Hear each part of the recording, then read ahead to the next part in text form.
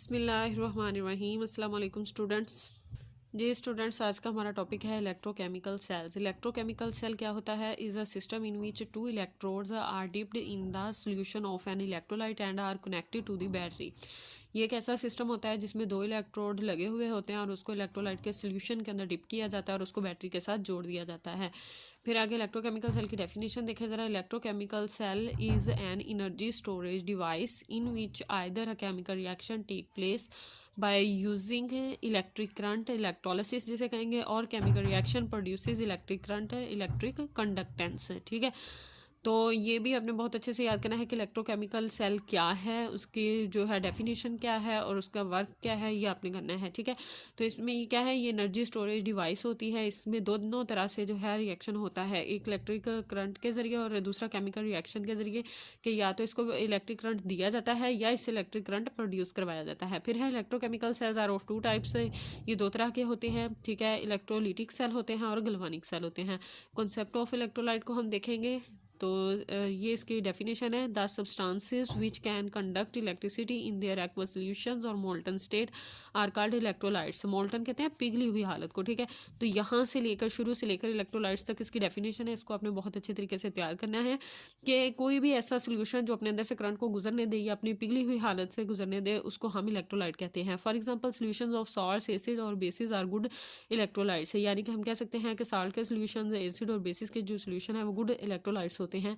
The electricity cannot pass through solid NaCl but in aqueous solution and in molten state it does conduct. ठीक है, क्या उन्होंने कहा कि जो NaCl है इसके सॉलिड हालत में इसमें से हम करंट को पास नहीं कर सकते, लेकिन इसकी जो मोल्टन स्टेट है, इसकी पिघली हुई हालत है, इसमें से हम करंट को गुजार सकते हैं। देन देखें, electrolytes are classified in two groups depending upon their extent of ionization in solution. ठीक है, स्ट्रॉन्ग इलेक्ट्रोलाइट होते हैं और वीक इलेक्ट्रोलाइट होते हैं, और इसके साथ नॉन इलेक्ट्रोलाइट्स भी होते हैं। तो स्ट्रॉन्ग इलेक्ट्रोलाइट्स को देखें ज़रा। The electrolytes which ionize almost completely in their aqueous solutions and produces more ions are called strong electrolytes. क्या होते हैं ऐसे इलेक्ट्रोलाइट्स जो कम्प्लीटली आयोनाइज कर देते हैं, यानी मुकम्मल तौर पे आयन बना देते हैं। ठीक है, और इनको कहते हैं हम स्ट्रॉन्ग इलेक्ट्रोलाइट्स। शुरू से लेकर इलेक्ट्रोलाइट्स तक ये इसकी डेफिनेशन है। Examples of strong electrolytes are aqueous solutions of NaCl, NaOH and H2SO4 etcetera. ये सारी इसकी एग्जांपल हैं। अगर सारी नहीं याद कर सकते तो कोई सी भी एक ही याद कर सकते हैं। तो रिएक्शन देखें ज़रा। सोडियम हाइड्रोक्साइड का इसमें को वाटर के अंदर डाला तो क्या बनेगा? सोडियम आयन और हाइड्रोक्साइड आयन। मुकम्मल तौर पे देखें इनके आयन बन गए हैं, तो इसको हम स्ट्रॉन्ग इलेक्ट्रोलाइट कहेंगे। वीक इलेक्ट्रोलाइट्स कौन से होते हैं? The electrolytes which ionize to a small extent when dissolved in water and could not produce more ions are called weak electrolytes. शुरू से लेकर इलेक्ट्रोलाइट्स तक इसकी डेफिनेशन है, इसको आपने अच्छे से याद करना है। कैसे इलेक्ट्रोलाइट्स जो मुकम्मल तौर पर आयनाइज नहीं होते और पानी के अंदर, ठीक है, मुकम्मल जो है वो आयन्स नहीं प्रोड्यूस करते, उनको हम वीक इलेक्ट्रोलाइट्स कहते हैं।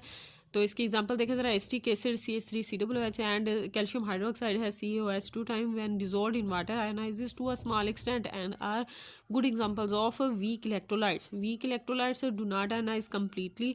For example ionization of acetic acid in water produces less ions. अब उन्होंने क्या कहा कि ये बहुत कम आयनाइज होते हैं, ये मुकम्मल तौर पर आयनाइज नहीं होते। इनकी जो बेस्ट एग्जाम्पल्स हैं कैल्शियम हाइड्रोक्साइड और एसिटिक एसिड है। यहाँ पे उन्होंने एसिटिक एसिड की आयनाइजेशन दिखाई है, ये देखें ज़रा।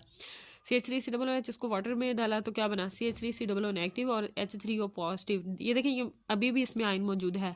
ठीक, तो इसको क्या है, अब ये देखें, ये भी एक मुकम्मल आयन ही है। तो उन्होंने कहा कम्प्लीटली ये आयोनाइज नहीं हुए हैं। As a result weak electrolyte is the poor conductor of electricity. ऐसे जो इलेक्ट्रोलाइट्स होते हैं ये पुअर कंडक्टर होते हैं, यानी कम इसमें से इलेक्ट्रिसिटी गुजरती है। नेक्स्ट देखें, non electrolytes. The substances which do not ionize in their aqueous solutions and do not allow the current to pass through their solutions are called non electrolytes. तो शुरू से लेकर इलेक्ट्रोलाइट्स तक ये इसकी डेफिनेशन है। कैसे सॉल्यूशन जो अपने अंदर से, पहली बात यह कि ये आयनाइज नहीं होंगे, और दूसरा अपने अंदर से ये करंट को गुजरने ही नहीं देंगे, तो ऐसे होते हैं नॉन इलेक्ट्रोलाइट्स। इसकी एग्जांपल है sugar solution, benzene are non electrolytes. इनको अपने स्टूडेंट्स, इंतहाई आज का काम आपका आसान है। ये डेफिनेशंस ही हैं मोस्टली, इनके रिएक्शंस को यहाँ तक अच्छे तरीके से आपने तैयार करना है। अल्लाह हाफिज़।